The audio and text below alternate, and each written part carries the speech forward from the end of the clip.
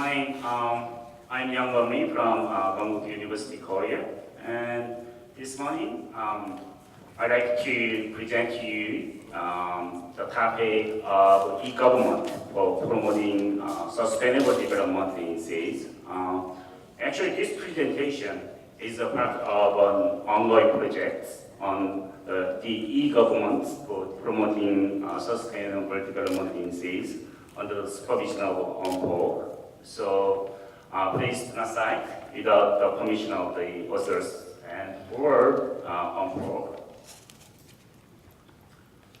Well,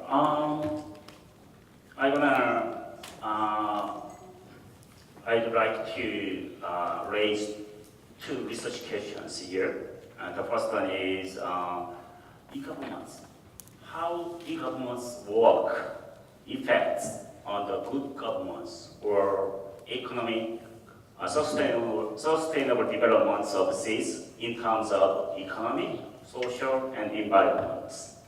So I like to empirically test whether e-government has some kind of relationship with sustainable development of these countries. The second questions that I have is that if yes, if e-government has positive effects, then what makes the difference among these countries? So this morning, I like to focus on these two questions for my presentations.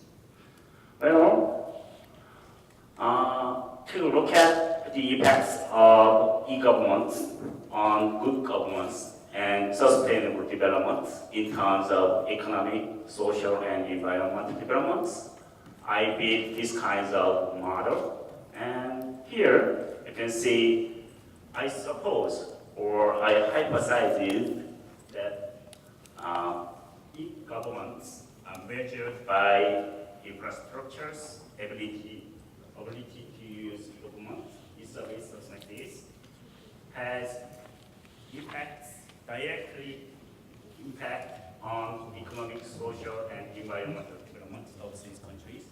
Also, by making good governments, e-government has indirect effects on sustainable development of these countries.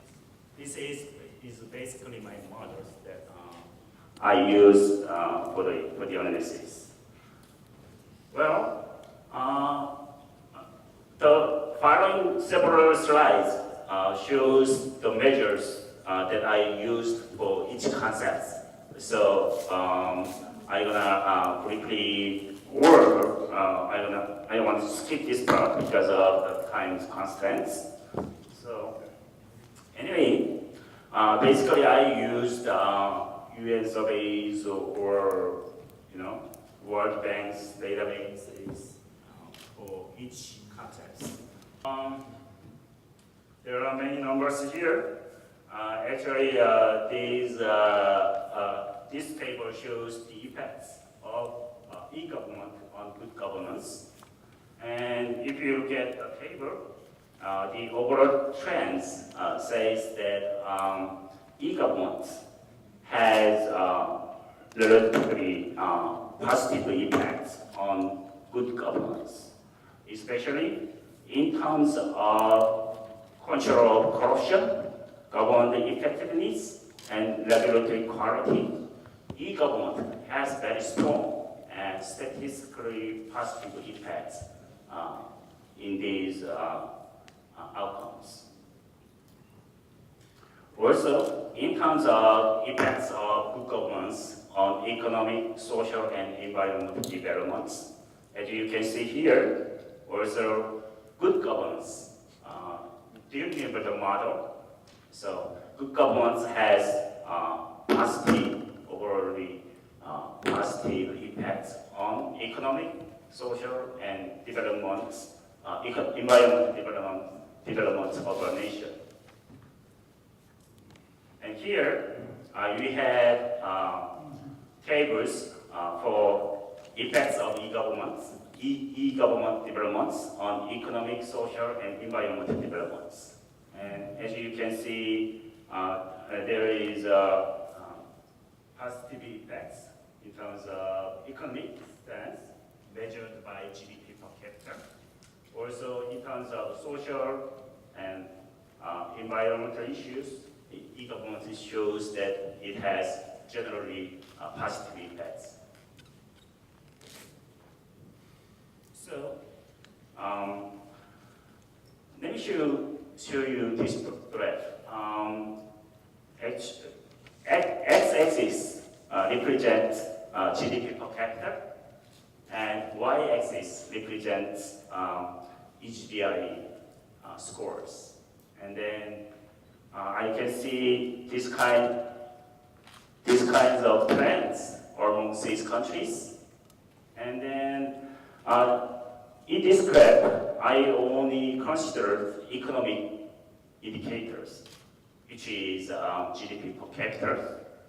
So, well, these are tables that showing economic, social, and environmental status of overseas countries.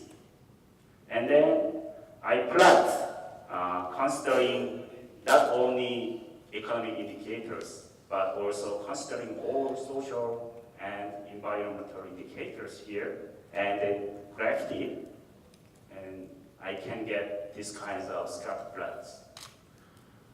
If considering economic, social, and environmental indicators, there is by very clear positive relations between e-government developments measured by HDI and sustainable development indicators of these countries. So look at, my next question was, what makes the difference? I grouped individual countries into 3 different groups, group A, B, and C. And then I'm thinking about what makes the difference between or among group A, B, and C. So I look at the literature, previous researches on e-government developments, what makes the difference. And then I can find there are 7 key success factors in making e-government excellent. So those are existence of rational e-government strategies, linkages between government reform and e-government, political commitments, legal frameworks for ICT and e-government development, coordination of the organizations in charge of ICT and e-government, financial feasibility, and e-awareness policies. Here, I did not specify the countries. Actually, in my original reports, there are country names. So overall, using countries, individual countries, e-government policy and strategies, I can find that Group A has equipment equipped with these key success factors, while Group C doesn't overall has these kinds of components. So I can say here, this difference makes difference in terms of e-government, and e-government may influence on sustainable development in these countries. My conclusion is that e-government has very positive effects on sustainable development in cities. And you have to think about these 7 components, key success factors for these countries. And also, in terms of these countries, I think international partnership and cooperation are very crucial. So, well, that's it for my presentation. Thank you. Thank you very much.